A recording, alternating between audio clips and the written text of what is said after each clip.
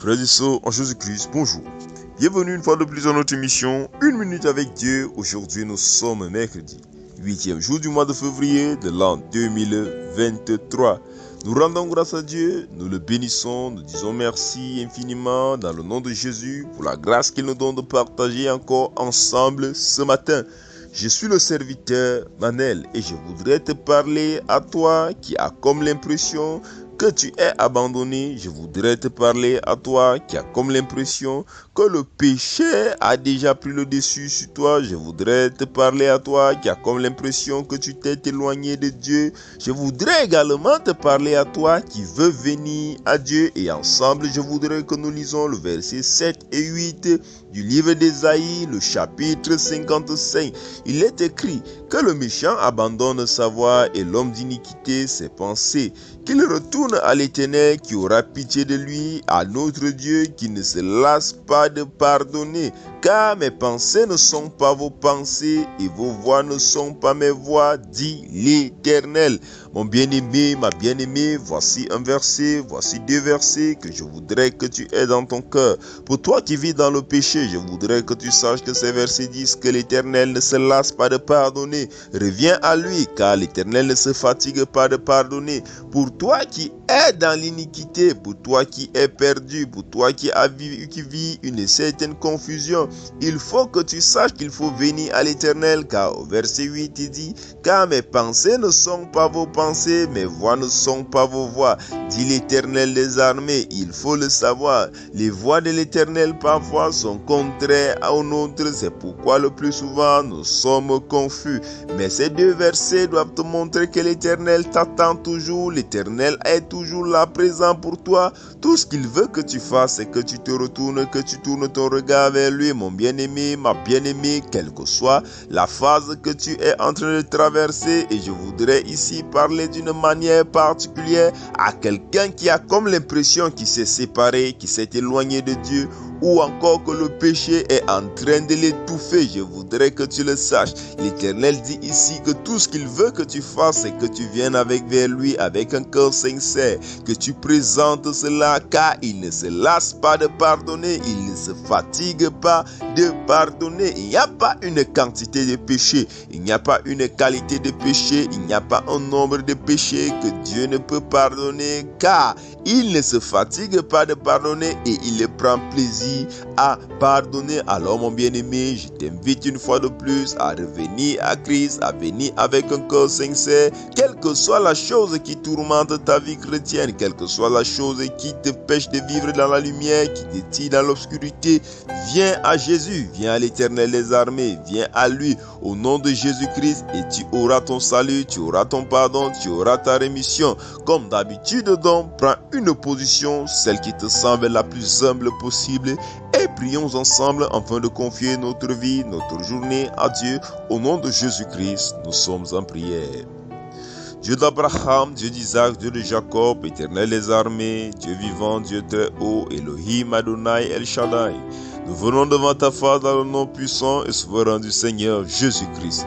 Père, nous te bénissons, nous te rendons grâce pour ton amour que tu déploies dans nos vies, Seigneur Dieu Tout-Puissant, et nous nous prosternons devant ton saint trône, devant ton trône de gloire en ce jour, Père, car nous reconnaissons que nous sommes pécheurs. Éternel vivant, nous te prions, nous te supplions, pardonne nos iniquités. Nous reconnaissons que nous avons marché non selon tes voies, mais selon nos voies, et nous nous sommes comportés comme des rebelles. Père éternel, merci parce que tu nous purifies et tu nous laves de nos iniquités.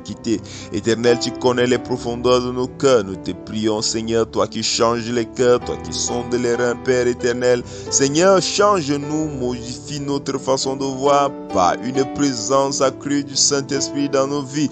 Père éternel, remplis-nous de ton Saint-Esprit qui vient dans nos vies et règne en maître. Dirige-nous par tes voies. Éternel vivant, éternel puissant, nous te bénissons, nous te rendons grâce parce que tu prends cette journée entre tes mains, Père Père éternel, tu nous conduis. Merci Seigneur, parce que tu nous as déjà donné la victoire en cette journée. Père éternel, sois béni, sois magnifié, sois exalté, car tout plan de l'ennemi dans nos vies en ce jour est nul et sans effet.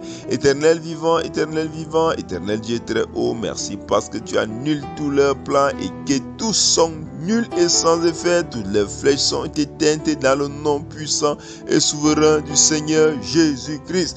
Merci éternel des armées, parce que tu te souviens des affligés, des orphelins, des veufs, des malades, de ceux qui sont dans des zones de guerre, de ceux qui vivent des misères, de ceux qui crient à toi Père, de ceux qui sont perdus, de tous les hommes de Dieu, de ceux qui veulent voir ta main et de ceux même qui ne te connaissent pas encore. Merci mon Dieu, parce que tu suscites Père éternel une nouvelle ère et que tu nous donnes la victoire dans le nom de Jésus en cette ère. Sois béni, sois magnifié, sois exalté, à toi soit toute gloire, à toi soit tout honneur, par Jésus-Christ, au nom de Jésus-Christ, nous avons prié. Amen. Nous sommes arrivés à la deuxième partie de notre émission. Il s'agit de celle du partage quotidien, l'enseignement. Et je voudrais qu'ensemble nous continuions avec notre partage sur le livre de Marc. Et il y a un passage, il y a une partie que je voudrais que nous lisons ensemble, que nous partageons ensemble. Il s'agit de Marc, le chapitre 8. Il y a quelque chose qui se passe entre le verset 27 et le verset 33. Il y a une histoire. Jésus se trouve avec les disciples. Lorsque Jésus se trouve avec les disciples, ici nous sommes au verset 27, 28, 29, il va demander aux disciples, qui dit-on que je suis? Les disciples vont répondre que certains disent que tu es Jean-Baptiste, les autres disent que tu es Élie, les autres disent que tu es un prophète. Et au verset 9, Jésus va demander, et qui vous dites que je suis? Et Pierre va répondre que tu es le Christ.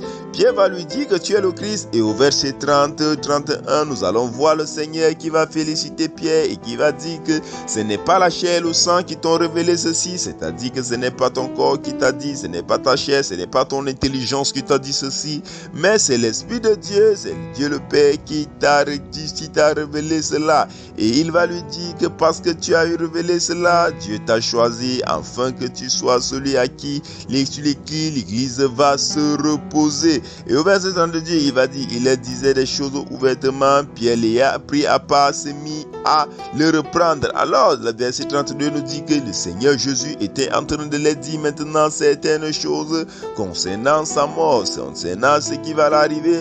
Et Pierre l'a pris à part au verset 32 et Pierre s'est mis à le reprendre, à dire Seigneur, comme pour dire, à dire Seigneur, qu'est-ce que tu dis? Ce que tu dis ne va pas arriver. Au verset 33, la Bible nous dit, mais Jésus se retourna et regardant ses disciples, réprima Pierre. Il réprima Pierre et dit, arrière de moi Satan. Il dit, arrière de moi Satan. Je voudrais que dans cette histoire, nous voyons quelque chose. Nous voyons une chose. Au verset 29, il y a quelque chose. Pierre dit une parole qui vient du Saint-Esprit et le Seigneur Jésus le félicite. Pas très loin de là, au verset 33, Pierre dit une parole et cette parole n'est plus du Saint-Esprit, mais Jésus dit, arrière de moi Satan. Et c'est la même chose qui se passe dans notre vie, mon bien-aimé, ma bien-aimée, dans nos vies. Et il y a des paroles qui viennent de Dieu et il y a celles qui peuvent venir du Satan en un même instant. Voici quelque chose qui s'est passé dans la vie de Pierre. Au même instant, juste avant, Pierre a dit une parole qui venait du Saint-Esprit et quelques minutes après, quelques secondes après, celle qui redit ne vient plus du Saint-Esprit et cela montre que dans notre vie, nous devons être dans une communion continuelle avec le Saint-Esprit. Tu ne dois pas te dire que comme aujourd'hui j'ai bien prié, alors demain je ne peux plus prier, ou bien comme j'ai prié le matin, le soir je ne vais pas prier, ou alors comme j'ai prié tard dans la nuit, le matin je ne prie plus, parce que le diable reste à la crue. Voici quelque chose qui s'est passé.